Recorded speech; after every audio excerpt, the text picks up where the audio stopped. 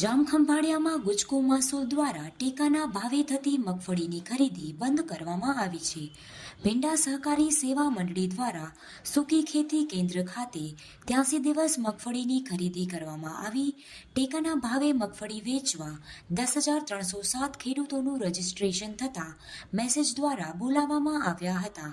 ટેકામાં મગફળીના સારા ભાવ મળતા 10,298 ખેડૂતોએ મગફળી વેચી 3,63,14,215 કિલોગ્રામ મગફળી ખરીદવામાં આવી છે.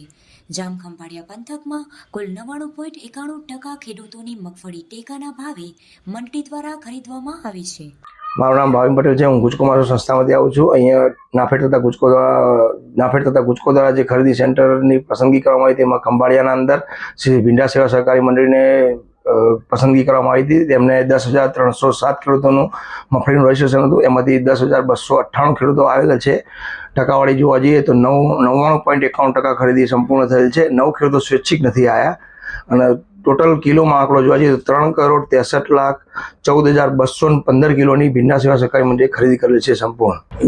ગતરોજ અમે જામખંભાળિયા ટેકામાં મગફળી લઈને આવેલા અને અમારી મગફળી છેલ્લા રજીસ્ટ્રેશનમાં આવેલી અને તે રજીસ્ટ્રેશનમાં આવેલ તે મગફળી અહીંયા ટેકામાં લઈ લીધેલ છે અને લગભગ બધા ખેડૂતોની મગફળી જામખંભાળિયા સેન્ટ્રલ ખાતે આવી ગયેલ છે. પરંતુ જો સરકાર હજી પણ આને ચાલુ રાખે અને બાકી રહેલા ખેડૂતોનો આનો લાભ આપે તો અત્યારે બજારમાં મગફળીને ભાવ ખૂબ જ ઓછા છે.